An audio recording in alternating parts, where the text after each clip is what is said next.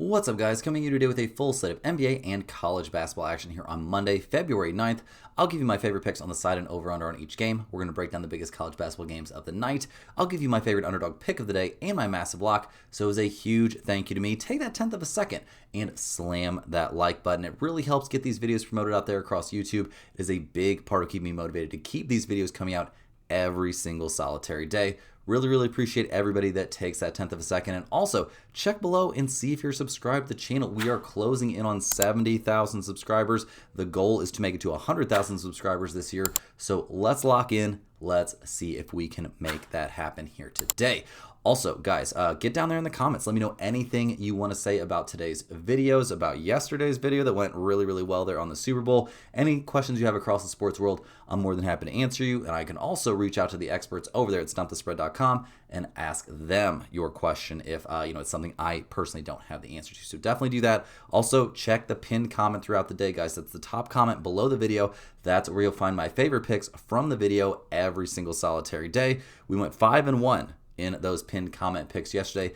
Definitely don't want to miss out on them today. And speaking of going 5-1 yesterday, guys, it was a really good day. We had one afternoon NBA game there in the pinned comment, and that was the Heat minus 10.5, a comfortable blowout win there for Miami. They were coming off a loss. It's becoming a pretty normal occurrence for the Heat to get a blowout win coming off of a loss. Washington is tanking pretty hard right now, so that play definitely felt like a little bit of a no-brainer. We did catch the Patriots team total under 20.5. A pretty rough day out there for Drake May and company as the running game couldn't get going and the Patriots didn't score until the fourth quarter. We cashed the Seahawks minus 4.5. The offense got up to a bit of a slow start, but this one was pretty much never in doubt as Darnold didn't commit a turnover and Kenneth Walker III went pretty nuts out there. So a nice win for Seattle. We did break out on Drake May under 1.5 passing touchdowns.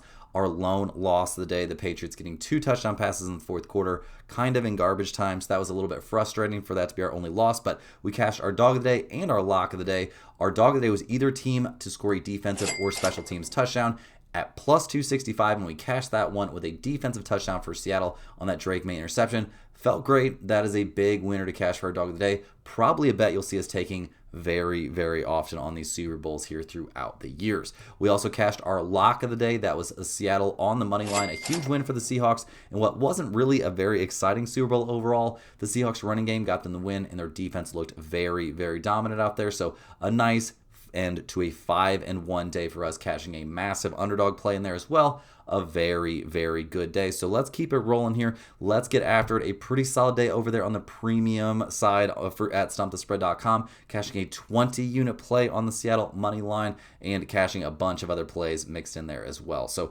let's go ahead and get after it. Hit that thumbs up button. Make sure you're subscribed to the channel. Make sure you're signed up over there at stumpthespread.com, and let's get after it. First up, guys, we're looking at the Detroit Pistons heading to Charlotte to take on the Hornets. The Pistons are 38-13 on the season, having a pretty good time winning 4 out of their last 5. They're fresh off a 118-80 blowout win there over the Knicks.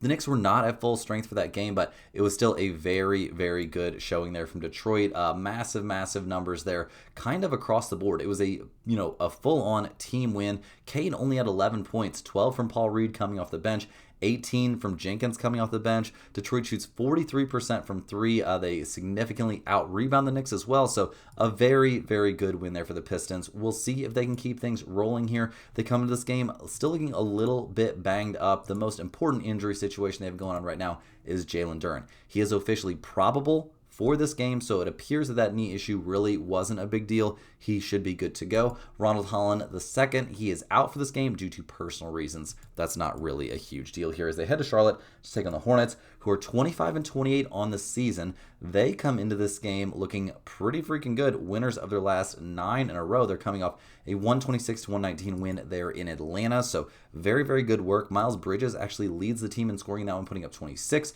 23 from Con Knuppel, 19 from LaMelo Ball, 16 from Brandon Miller, 11 off the bench from Grant Williams, and overall, just very good work. They go 16 of 16 from the free throw line. They dominate the boards in this game, and they shoot 46% from 3. Those are all pretty staggering numbers. We'll see if they can do something similar here against the Pistons. The Hornets are getting 3.5 points here at home. We've got a total of 223.5. Detroit is 11-12 against the spread on the road, 17-20 against spread after win, 12-10-1 to the under on the road. The Hornets are 14-10 against spread at home, 13-11 against spread after a win, 16-8 to the under at home.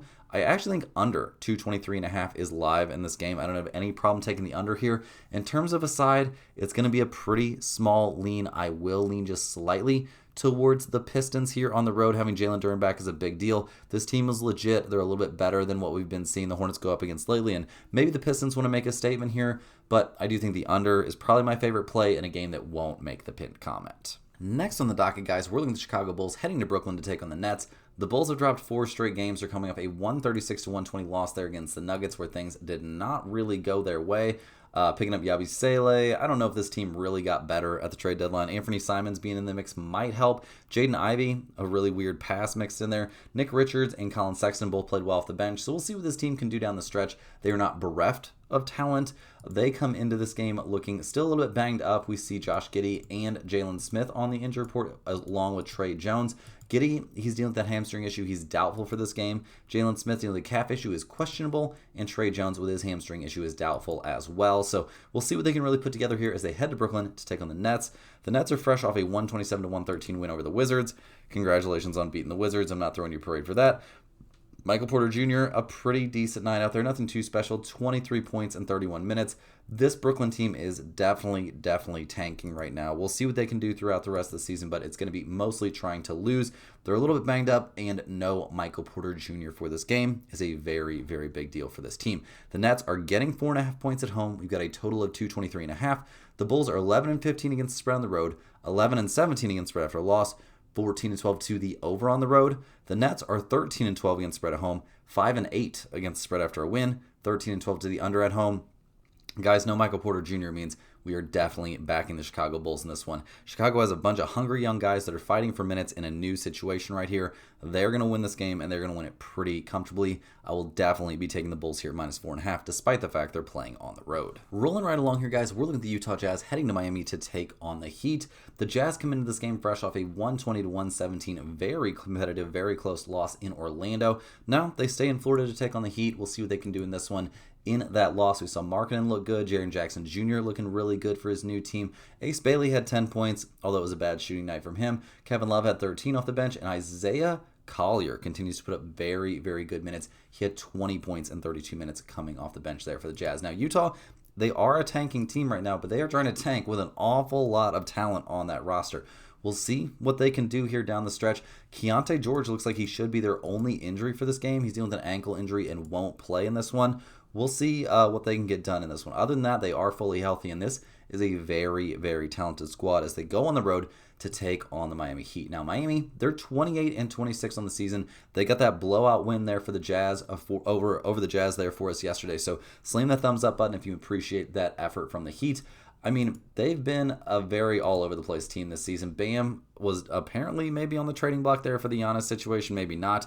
He had a big game. Norman Powell put up 21, 19 off the bench for Kel Elware in 30 minutes, 19-14, guys. This dude has got to be getting more minutes. Also, the Heat shoot 45% and crush the Wizards on the board. So, very good stuff there. We need to see more of the same here for the Miami Heat. They come into this game looking a similar level of healthy. Norman Powell is on the injury report. Ended up with lower back tightness, did not return, played 25 minutes and did not return to that game against the Wizards. We'll see if he plays here at home in this one. Tyler Hero still out. Pele Larson probably still out for this game.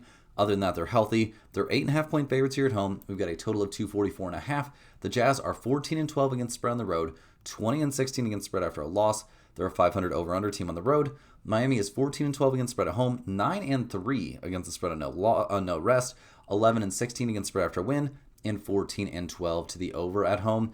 Guys, I don't like enough of what I'm seeing from the Miami Heat right now to back them in this spot. It's not a tough back-to-back here necessarily. They are playing at home. After playing in Washington, though, so they did have to travel.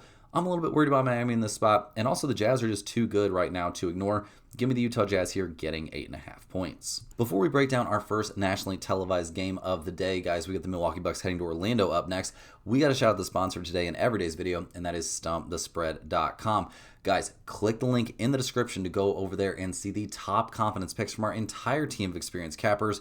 Right now, guys, our premium members are getting daily NBA, NHL, UFC, NFL, and college basketball picks. I guess no more NFL now that the Super Bowl's over. We're coming off an extremely profitable Super Bowl Sunday, guys, cashing a 20 unit play there on the Seattle Seahawks money line. Also cashing Seattle minus 9.5 as a 1 unit play. Definitely some nice player props mixed in there. You can see all these plays on the screen right now. Really the only ones that we bricked out on were like, long shot MVP picks and stuff like that. We also cashed Rice plus 9.5 as our only college basketball play there yesterday on a very short college basketball slate. Going to be a lot more premium NBA and a lot more premium college basketball picks coming your way if you're a premium member here on February 9th. So definitely want to get signed up over there. And keep in mind, guys, the picks you see in the premium section often are not going to match what you see from me here in the videos, as I'm not the premium handicapper over there at stumpthespread.com for the major sports.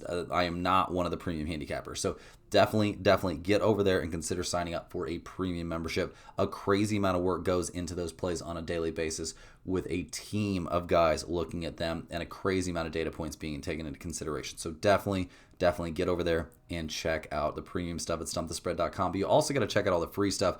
Free picks there in the free picks section every single solitary day. Great value on those as well. And that's a great way to sample the premium content, those free picks under the free picks tab, and the information in the free email newsletter all come from the premium handicapper. So it's a great resource. Both of those things are fantastic.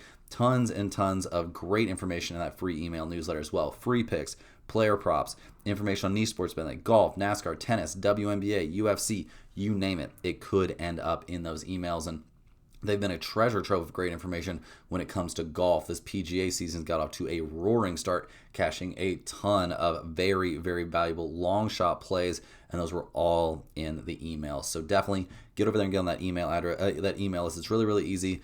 You just set up a free account at stumpthespread.com. They're going to ask for your name and your email address. That's it. You get one email straight to your inbox every single day, just stuffed full of fantastic sports betting information. Also, get over to stumpthespread.com to pick up a Stump the Spread hoodie if you are interested, guys. We're selling them right now for $39.99. That is at cost. Use some of that newly won Super Bowl money and pick up a Stump the Spread hoodie. It could be to your house in as little as 7 days.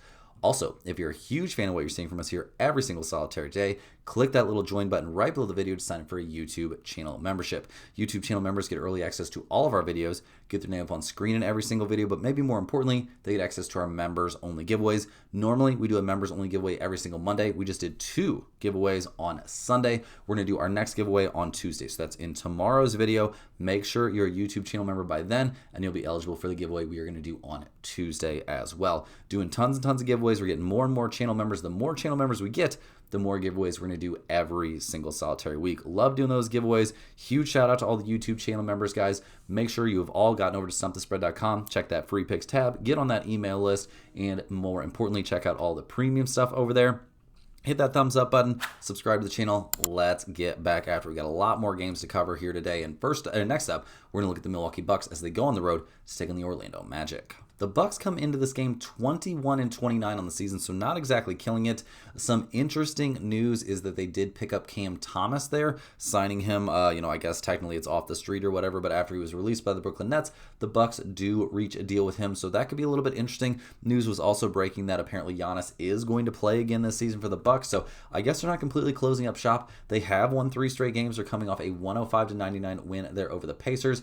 Pretty big night out there overall for Kevin Porter Jr. He played well, 23 points from him, 22 from Ryan Rollins, 21 off the bench from Bobby Portis. This team is not ready to pack up shop yet. So we'll see what they can do here down the stretch. Obviously no Giannis back for this game. Cam Thomas is apparently going to be available for this one. Has he suited up? Has he played yet for the Milwaukee Bucks? That would be a little bit... No, he hasn't. Right, so we'll see what he can do. Could be pretty interesting here on his new team. The Magic, they come into this game 27-24 on the season. They've won their last 2 in a row, taking down the Jazz and the Nuts, but I'm not ready to throw you a parade yet. This team has dealt with a ton of problems and a ton of injuries this season, gotta admit that. Paolo Banchero not having the best year. He had 23 points in 38 minutes. Not amazing numbers. He was a -2 and plus-minus. We liked what we saw from Desmond Bane, Jalen Suggs, and Anthony Black. They all played relatively well, and Mo Wagner just getting healthy and then putting up great numbers coming off the bench. We'll see when Franz Wagner can come back. That's really what this team is looking to be, the savior of their season. We'll see. He's technically questionable for this game. I think it's a bit of a long shot that we see him suit up for this one. The Magic are 9.5-point favorites here at home. We've got a total of 218.5. Milwaukee is 11-15 against the spread on the road, 7-13 against the spread after win, 18-8 to the under on the road. Orlando is 11-13 against the spread at home, 8-18 against the spread after a win. They're a 500 over-under team at home. Guys, I think we have to strongly consider the Milwaukee Bucks here getting 9.5 points. It's been all good news for them. They could have a little bit more scoring punch coming off the bench, and Orlando's just not a great team. I don't think they deserve to be 9.5 point favorites really against anyone. I think the Bucks can find a way to keep this game close. Rolling along here, guys, we got the Atlanta Hawks heading to Minnesota to take on the Timberwolves. The Hawks at 26-28 on the season have been something of a disappointment. They're coming off a 126-119 loss there against the Hornets, and it has just not been easy sailing here for Atlanta in the post-Trae Young era. I mean, we've loved what we've seen from Jalen Johnson, putting up crazy near triple-double numbers every single night.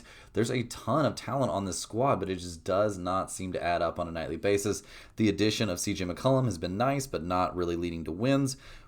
We'll see what they can do down the stretch. I am not super high on the Atlanta Hawks right now. They come into this game looking relatively healthy. Dyson Daniels is on the injury report. He's questionable due to that right ankle inflammation that he's got going on right now.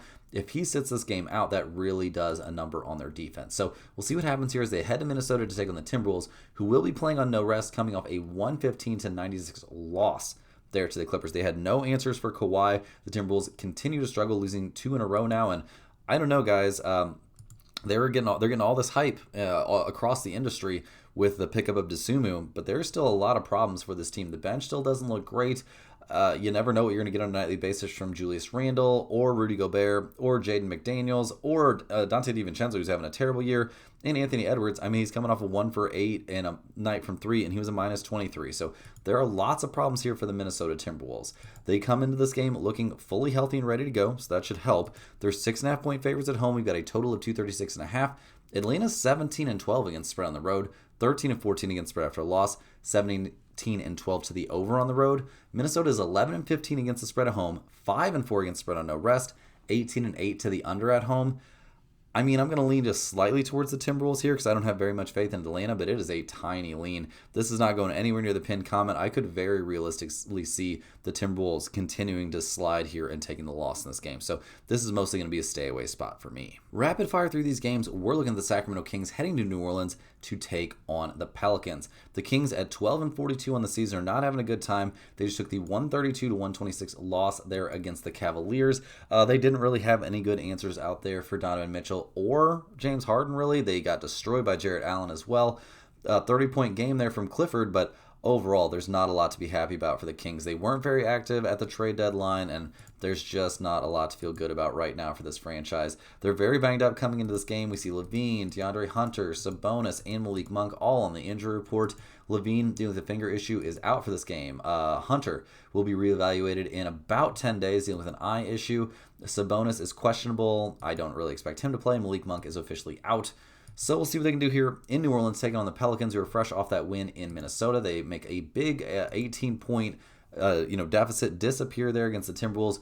Big stuff there from what is turning into a big 3 for the Pelicans of Zion, Trey Murphy, and Sadiq Bey. They all played really well. The bench didn't do too much, but when you shoot 44% from 3, you're going to be in pretty good shape, especially when the Timberwolves are kind of sucking right now. So we'll see what the Pelicans can do in this one. They are fully healthy, rested, and ready to go. They're 6.5 point favorites here at home. We've got a total of 233.5. The Kings are 9-17 against spread on the road, 15-26 against spread after a loss, and they're a 500 over-under team on the road. The Pelicans are 16-10-1 against the spread at home this year. They're 8-5 against spread after a win, 15-12 to the under at home. I think this is a very good spot to back the Pelicans. I think they're by far the better team right now. They're certainly the healthier team. They seem like they're not really tanking, so I will take the Pelicans in this one. I think they could comfortably win this game by double digits against the Kings team that really has nothing to play for and is super banged up. Next on the docket, we got the Cleveland Cavaliers heading to Denver to take on the Nuggets. The Cavaliers have won 3 straight games. They're coming off a 132-126 win there over the Kings. We see Harden with his new team. Things looked pretty good. He had 23 points, very efficient shooting numbers, had 8 assists, only 3 turnovers. He was still a minus 14. It was technically the Cavaliers bench that won them this game, but we saw a lot of the starters putting up very good numbers. Jarrett Allen had a monster performance. Donovan Mitchell played well. So we'll see what they can do down the stretch. The Cavaliers have been a big disappointment so far this season, but still plenty of time to make some noise out there in the East. Evan Mobley missing time obviously sucks for this squad, but he's going to be out. We don't really know when. There's not a lot of timetable for his return. Dean Wade and Jalen Tyson both on the injury report as well. Dean Wade with an ankle issue is questionable. Tyson is also questionable due to a left ankle sprain. So we'll see what they can do here on the road against the Denver Nuggets, who are coming off a 136-120 win there over the Bulls. that did snap a 3-game skid. But when you lose to the Knicks, Pistons, and Thunder, I'm willing to cut you a little bit of slack. In that win over the Bulls, things went about how you would expect. Jamal Murray had a big day. Jokic played great and posted a triple-double. Cameron Johnson's back and playing well. Christian Brown played well. And the bench looked great. Hardaway had one of those nights where he shoots the lights out. And just a lot of positives there for the Nuggets. We'll see if they can keep things rolling. They are at home for this game, but a lot of injury concerns. Murray, Brown, Spencer Jones, and Jokic all on the injury report. Jamal Murray, dealing with a hip issue, is questionable for this game. Christian Brown, listed as probable due to that left ankle sprain. Spencer Jones, dealing with concussion, has officially been ruled out. And Jokic, guys, he's probable due to a left ankle sprain. So, looking at the numbers, guys, the Nuggets are getting a 1.5 here at home. We got a total of 235.5. Cleveland, 12-13 against spread on the road, 2-19 against spread after win, 14-11 to the over on the road. Denver is 12-12 against spread at home, 19-14 against spread after win, 15-9 to the over at home. 235.5 is a big number, but the trends are very aggressively pointing to this being an over game. In terms of a side, I will take the Denver Nuggets here playing at home. I don't fully trust that the James Harden transition to Cleveland is going to be this seamless and work this well. I could see some problems for the Cavaliers in this game, especially if, Jared Allen doesn't have a great time trying to defend Jokic. Heading to the last few NBA games before we hop over and cover that college basketball slate, we get the Memphis Grizzlies heading to Golden State to take on the Warriors. The Grizzlies are 20-31 on the season. They just lost back-to-back games at Portland. Now they got to head to Golden State. It wasn't necessarily I don't know. It's just been a weird year for the Grizzlies, honestly. They're still kind of held hostage by the Ja Morant situation. They traded away Jaren Jackson Jr. We'll see what goes on down the stretch. This team has some talent on it. Ty Jerome has had some good moments here, coming back from injury. Kyle Anderson can do some stuff. Javon Small is coming off a monster game, but this team definitely lacks a bit of talent. So we'll see what goes on down the stretch. Santi Aldama is still going to be out for them. Other than that, they are relatively healthy and ready to go. So maybe that helps, but also I'm not sure this team is really incentivized to win right now, as they head to San Francisco to take on the Warriors, who at 28-25 on the season also seem like their motivation might be very, very up in the air. Draymond was just doing crazy people stuff that should put you in probably jail out there against the Lakers, but nothing happened. That was really, really weird. Finishes the game with 9 points and a Warriors loss. Moses Moody had 25. No Steph, obviously, in this game. Pat Spencer played really well in his 28 minutes. Definitely deserves more run out there. Gary Payton and Podziemski both played well, but in the end, they do take the loss there. We'll see what they can get after in this one, guys. The injury report still doesn't look great. Curry and shocker of the year, Porzingis on the injury report. Curry, dealing with that knee issue, is out for this game. Porzingis sounds like he's going to wait till after the All-Star game to make his debut. I also wouldn't be surprised to see Curry out until after the All-Star game, but we'll see what happens. For some reason, the Warriors are listed as 7.5-point favorites here at home. We've got a total of 225.5 in this game. The Grizzlies are 11-13 against spread on the road, 14-16 against spread after a loss, 15-9 to the under on the road. The Warriors are 14-12 against spread at home, 13-11 against spread after a loss, 15-11 to the over at home. I don't think the Warriors deserve to be 7.5-point favorites against anyone, so I will take the Memphis Grizzlies here getting 7.5 points. I just don't trust this motley crew of random dudes, and with Draymond out there just trying to commit felonies. I don't really understand what the Warriors are doing right now. Maybe the plan is to get Steph and Porzingis healthy and then try and make a run at something. We'll have to wait and see. But right now, I'll definitely fade the Golden State Warriors for the moment. Next up, guys, we got our second nationally televised game of the day. We're looking at the 40-13 Oklahoma City Thunder going on the road to take on the Los Angeles Lakers. Now, the big news for the Thunder is that J-Dub is going to be back. They're coming off a 112-106 loss there against the Rockets, which we were on the Rockets, getting 3.5 points in that game, so we'll definitely take it. The Thunder have really looked kind of lost without SGA, and I mean, that makes sense. You take the best player away from any team, they're going to have a hard time. Kason Wallace led the team with 23 points there against the Rockets. Aaron Wiggins had a good night. Chet Holmgren was okay. Hartenstein continues to struggle to put up any sort of offense. Isaiah Joe had a big night, and the Thunder lost despite shooting 39% from three.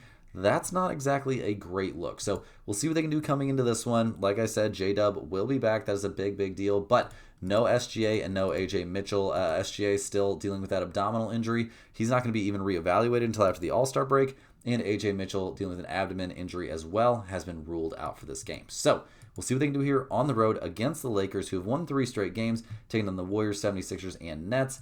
In that win over the Warriors, they did not have Luka for that game. Relied a lot on LeBron and on Austin Reeves. Austin Reeves didn't have an amazing night. LeBron put up 20. Marcus Smart, though, had 15, 13 from Vanderbilt, 10 from newly acquired Luke Kennard. They shoot 41% from 3, and they do find a way to get the 105-99 win. So we'll definitely take it. We were on the Lakers in that game. The bad news right now is Luka still going to be sidelined. DeAndre Ayton on the injury report as well, guys. He's dealing with a knee issue. He is probable for this game. So it sounds like he will be out there. The Lakers are getting 5.5 points here at home. We got a total of 218.5. The Thunder are 12-13 against spread on the road, 6-6 against spread after a loss, 14-11 to the over on the road. The Lakers are 13-9 against spread at home, 15-16 against spread after a win, 15-7 to the over at home. With a total of 218.5 in this game, we really have to seriously consider taking the over, in my opinion, in this spot. I know it's a Thunder game, but still, they're showing trends towards the over on the road. They're not looking like that incredible of a defensive team right now, so definitely an overplay could be in order right now. I also like the Lakers here getting 5.5 points. I think Reeves and LeBron can do a lot of good stuff right now. I'm liking what I'm seeing from the bench at the moment. Ayton being back could even be something of a positive in this matchup, so definitely think the Lakers getting these points could be a pinned comment worthy play. In our last NBA game before we cover that college basketball slate, we've got the Philadelphia 76ers heading to Portland to take on the Trailblazers. The 76ers are coming off a 109-103 win there at the Suns. They'll definitely take that. Embiid and Maxey both playing great in that game. Embiid putting up 33 points. 29 from Maxey. I will say all the foul baiting from Embiid is getting wildly out of control. I cannot believe the refs are rewarding that on a nightly basis. I do also have to mention the 76ers bench is looking very, very mediocre. The absence of Paul George is kind of turning into a problem for this team. So we'll see what they can do here on the road against the Trailblazers. We do see the 76ers are pretty healthy coming into this game. It does appear that Embiid could play. He's technically questionable due to right knee injury management, but I do think there is a chance, and a pretty good one, that he ends up playing in this game in Portland. Now, the Trailblazers have won back-to-back games, taking down the Grizzlies twice. You probably don't deserve a parade for that, but they've done some good stuff. They have dealt with a lot of injuries. Shadian Sharp and Denny Adjeva, both on the injury report for this game. That is less than ideal. Denny Adjeva dealing with that back issue is questionable for this one. He hasn't played since January 30th in that loss against the Knicks. Shadian Sharp dealing with a calf issue is officially out for this game as well, which does not help. They're going to need a lot from guys like Drew Holiday, Tumani Kamara, and Donovan Clingan. Going to need a big production from guys like Jeremy Grant as well. Scoot Henderson did, he's made his season debut dealing with a hamstring issue. He is probable for this game, and he did play pretty well there against Memphis. So we'll see what they can get done in this one. They're getting 4 points here at home. We've got a total of 230.5. The 76ers are 17-7 against spread on the road. That's an NBA best against spread road mark or away from home. They're 13-16 against spread after win. 13-11 to the under on the road. Portland 16-12 against spread at home. 12-12 against spread after win, 17-7 to the over at home. Guys, I think we have to consider the 76ers here on the road, even at -4. I do think Embiid will probably play in this game. We'll see. But even if he doesn't, guys like Maxey, Edgecombe, Kelly Oubre can all do a lot of big stuff to help get this team over the top and potentially get them the win and cover either way. So definitely consider the 76ers here pretty solidly. Now, guys, hopping over to the college basketball slate, we're going to cover a few of the biggest college basketball games out there on a pretty busy Monday. First up, we're in the Big East. We're looking at the Xavier Musketeers going on the road to take on the St. John's Red Storm, who are ranked number 22 in the nation. Xavier, they're 12-11 overall. They're coming off a tough 92-60, so a blowout 32-point loss there at UConn. Now they got to head to St. John's. Not exactly an easy task, but the Musketeers did keep their matchup against St. John's very, very competitive early this season, losing that one 88-83. Now, in that loss, obviously Xavier did some good stuff. We did see St. John's shoot a few more free throws, but Xavier really shot the ball great from three, going 9 of 21 from deep, shooting 48% from the field in general. I mean, they had their chances in this game and just couldn't quite get over the top. They gave it up in the fourth quarter. They were up 49-37 at halftime and eventually lose by 5. So that was a tough look. We'll see if Xavier can pick up the pieces here and look a little bit better on the road. Over the course of the season, they're 178th in the nation total offense. Also, their rebounding numbers are not great. So we'll see what they can do here against the Red Storm. They come into this game fresh off their biggest win of the season. They take down number 3 UConn, 81-72. Absolutely crazy game. Obviously, the St. John's team has been pretty decent all season long. 34th in the nation total offense. Very, very good defensive numbers. In that win over UConn, things were tied at halftime, and they took over in the second half. We were on St. John's in that game, so it did feel pretty good to have that one right. And the Red Storm got the win despite shooting only 26% from three in that game. They dominated the boards. They just played great. They also shot 31 free throws, and UConn shot 12. That does make a pretty big difference there in the end. So, looking at the numbers for this game, guys. St. John's, they are 14.5-point favorites. We've got a total of 162.5 in this game. Xavier's 3-4 against the spread on the road, 16-7 to the over. St. John's is 6-5-1 against the spread at home, 12-10 to the under. St. John's does have a trip to Providence on deck, and that can be a little bit scary of a situation, but I don't think this is necessarily a massive look-ahead spot. I do, however, think it's a pretty big letdown spot coming off that huge win. I will take Xavier here plus 14.5. I don't think they win this game. I don't think they're necessarily live on the money line, but I do think they can keep it pretty competitive here and keep this to, like a 10 or 12 point game, and that's really all we need in the end. Next up, guys, we're headed to the ACC. We've got the NC State Wolfpack going on the road to take on number 24 Louisville. NC State, they're 18-16 on the season. They're 9-2 in ACC play. They've been honestly playing great. They've won their last 6 in a row, beating Clemson, Pitt, Syracuse, Wake Forest, SMU, and Virginia Tech.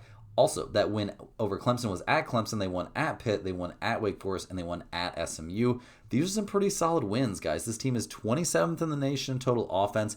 They're a very reasonable defensive team. The rebounding numbers are not what I would, list as elite, but they're not, terribly bad. So we'll see what they can do in this one. This team has solid guards. They've got good scoring. There's a lot to like about NC State right now as they head to Louisville to take on the Cardinals, who are 17-6 on the year. They're 24th in the nation. They're 7-4 in conference play. They won 3 straight games, beating SMU, Notre Dame, and Wake Forest. Well played. I'll give them credit where credit is due, but they've struggled in all their step-up spots, getting blown out by Duke, losing against Virginia. So we'll see. We'll see what they can put together in this one. This is an elite-level offensive team, 26th in the nation total scoring. Their rebounding numbers and defensive numbers are also very, very good. Ryan Conwell should feel like he's the best player on the floor in this game, 18 points per game, only shooting 39% from the field, though. So definitely progress that could be made here. Now, the Cardinals are 6.5-point favorites at home. We've got a total of 161.5. NC State is 5-2 against the spread on the road, 15-9 to the over. Louisville, 8-6 against the spread at home, 13-10 to the under. Louisville has a game against Baylor on deck. NC State is taking on Miami next, so not a crazy look-at spot for either team. Once again, guys, we are going to be siding with the underdog. Give me NC State getting those 6.5 points. I think the Wolfpack is for real here. We're going to kind of find out. This is a bit of a prove-it spot for them. This one will not be making the pinned comment, but I do think if you're begging me for a side, NC State 5-2 against the spread on the road and getting 6.5 points seems very, very reasonable. Rounding into the home stretch here, guys, we're looking at the Oregon Ducks going on the road to take on the Indiana Hoosiers out there in the Big Ten. Now, Oregon has had a really bad season. They are 8-15 overall. It's been brutal. They're coming off a very competitive 4-point loss at Purdue. Really gave Purdue all they could handle. I think the Ducks were like 20-point underdogs in that game or something like that. So an easy cover, but this team has not been having very smooth sailing. They're 330th in the nation total offense. Their rebounding is not very good. Generally speaking, they've struggled to stay competitive. Obviously, they stayed very competitive in their last game, but a lot of spots they got blown out, like losing 90-55 at Nebraska. They did keep within 10 against number 4 Michigan, so they're playing with some pride. We'll see what they can do here in Indiana, taking on the Hoosiers, who at 7-6 in Big Ten play and 16-8 overall. Definitely have work to do. They have won 4 out of their last 5, beating Rutgers, a huge win over Purdue, a win over UCLA, a loss at USC, and then a 78-77 barn burner of a win over Wisconsin. We'll see what they can do in this one. They are in a big look-ahead spot. They have Illinois and then Purdue on deck. They're going to need Lamar Wilkerson to be locked in. 20 points per game. He's a dominant scorer. They're in the top 100 nationally in total offense. Their rebounding numbers, though, are pretty weak. I do have to mention that their rebounding numbers are certainly not great. So we'll see what the Hoosiers can do here. They're playing at home. They're 11.5-point favorites. We've got a total of 142.5. Oregon is only 2-4 against the spread on the road. They're 13-10 to the under. Indiana, they're 7-7 against the spread at home. 13-11 to the under themselves. Guys, I do think this is a spot we have to consider taking Oregon. It's too big of a look-ahead spot for Indiana. Double-digit points is not something to throw away. Give me the Oregon Ducks here getting 11.5. I think they can find a way to stay attached. Last but not least here, guys, we got the number 1 Arizona Wildcats going on the road, just taking the number 11 Kansas Jayhawks. Now, Arizona, they are 23-0 to start the season. They've been incredibly good. They're coming off an 84-47 just beat down over Oklahoma State, avoiding the lookout spot here. They beat Arizona State relatively comfortably, took down BYU in BYU. That is not an easy win. Now they got to play in one of the toughest environments in college basketball heading to Kansas. We'll see what they can do. Obviously, the season-long numbers for this team are absolutely off the charts. One of the best offensive teams in the nation, one of the best rebounding teams in the nation, one of the best defensive teams in the nation, and one of the most talented overall rosters that you could possibly ever put together in college basketball. So we'll see what they can do here at Kansas. The number 11 Jayhawks have been putting together a very sick run. They've won their last 7 in a row, taking down Iowa State, Baylor, Colorado, Kansas State, BYU, Texas Tech, and then a 71-59 win over Utah. They are at home for this game. They do have a number 7 Iowa State on deck, a trip to number 7 Iowa State, so that could be a little bit tough. This team does rely pretty heavily on clutch shooting from Darren Peterson, but overall this season, their numbers look okay. They're not necessarily a top-tier offensive team, but the defensive numbers and rebounding are very, very good. This is clearly going to be a massive, massive, massive test for them, though. We'll see if they are up to the task, guys. It's going to be a little bit rough. They're getting 2.5 points here at home. We've got a total here that I definitely wrote down wrong. It's not 151.5. It's not 115.5. It's 151.5. Arizona, they're 4-2 against the spread on the road, 12-11 to the over. Kansas is 7-4 against the spread at home. They are 16-7 to the under. Guys, I'm going to take Arizona here at -2.5. This may be a chalky play, but I think the Wildcats are by far the better team. I think they kind of comfortably take care of business here. I think we're going to see a lot of guys have a bit of a rough night there for the Jayhawks. And yeah, Arizona, they're just too good. I think they probably win in this one relatively comfortably unless the refs really step in and decide things for them. Guys, that's all the games we have here for today. Do me a huge favor and hit that like button. It only takes 1/10 of a second and really, really helps out the channel. Subscribe to the channel if you're new around here. We're on our way to 100,000 subscribers. Let's get in the mix. Let's make it happen. Let me know in the comments any questions you have on today's slate. I'm more than happy to get back to you. I'm always down there in the comments. I appreciate everybody watching these videos. Make sure you're clicking the link in the description. Get over to stumpthespread.com. Check out all the free stuff we offer over there. The free email newsletter is a great resource, but definitely get on those premium picks, guys. Well worth your time and money. They can pay for themselves very, very quickly. They're a great investment for any even semi-serious sports bettor. Guys, we'll see you right back here tomorrow, same time, same place, for more sports betting action.